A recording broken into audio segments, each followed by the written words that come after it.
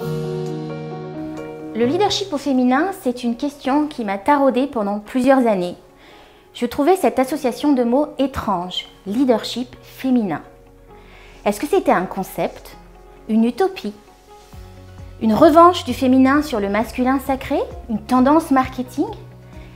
Eh bien, ma vie a basculé le jour où j'ai compris ce que c'était que le leadership. Le leadership, au-delà d'un concept d'un jour, c'est une posture, un engagement au quotidien. Je vais vous raconter une anecdote de ce fameux moment de bascule chez moi. Il y a 2 ans, imaginez une salle de réunion avec mon manager, un collaborateur qui était au même niveau hiérarchique que moi et moi.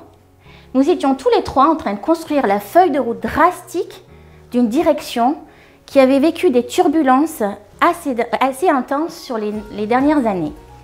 Je savais que j'avais été recrutée pour à la fois rééquilibrer la réputation de la direction qui avait été vraiment mise à mal après des turnovers très importants et des résultats désastreux.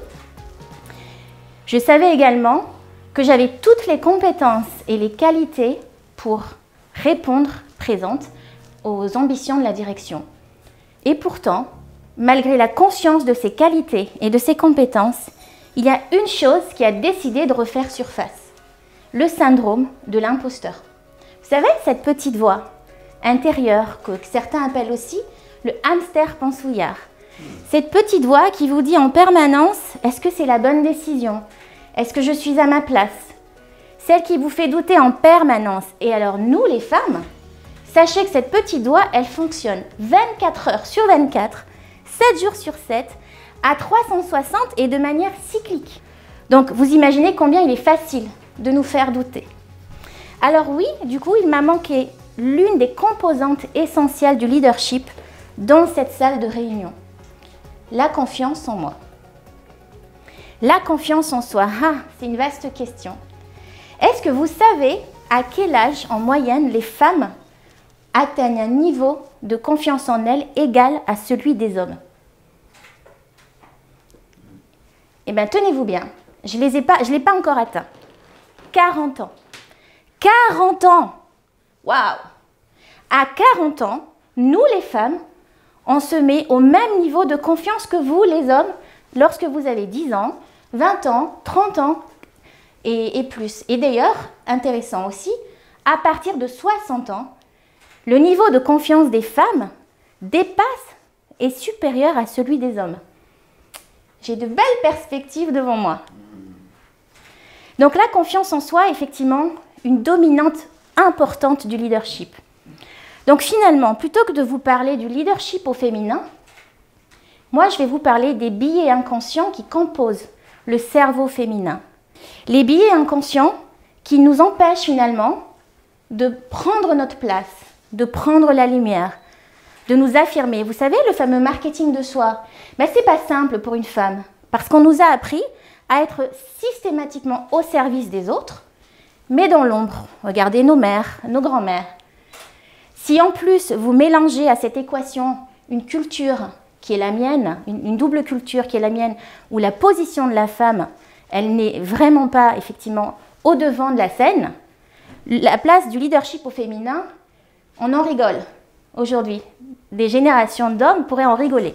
Alors voilà, donc quand je vous parlais tout à l'heure de croyances limitantes, de biais inconscients, c'est finalement l'un des travaux les plus importants à faire pour les femmes pour accéder à leur leadership personnel, accéder à toute leur potentialité. Pourquoi est-ce que finalement aujourd'hui, maintenant, on parle de leadership au féminin? Franchement, soyons honnêtes. Des femmes leaders, il en existe depuis la nuit des temps.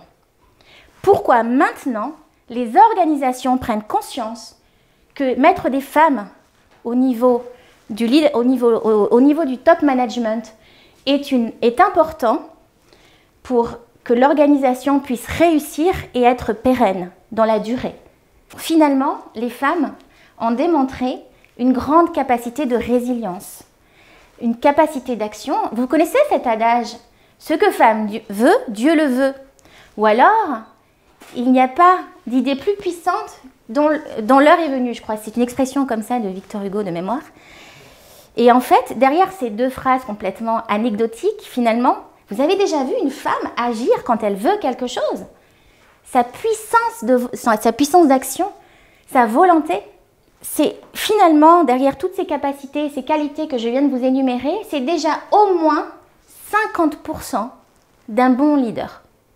C'est quoi les 50% restants? Les 50% restants, je vous ai parlé de la confiance en soi. Et oui, composante essentielle, un leader a confiance en lui, en ses décisions et en ses actions. Derrière cette confiance en soi, c'est l'assertivité, l'assurance. Porter haut et fort ses convictions et ses valeurs.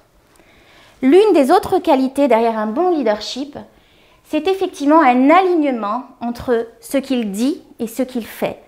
Le fameux triptyque penser, dire, agir, c'est prépondérant pour qu'un leader puisse être inspirant. Et enfin, une des dernières compétences clés que l'on requiert derrière le leadership, c'est la capacité à tenir face à la pression, à gérer une situation de crise en y apportant des solutions avec un mindset positif. Oui, parce que c'est le mental qui va faire 50% de la bascule entre une situation positive et négative. Finalement, donc, derrière toutes ces compétences que j'ai énumérées qui sont inhérentes au féminin, je vous ai parlé de capacité, intelligence émotionnelle, capacité interrelationnelle.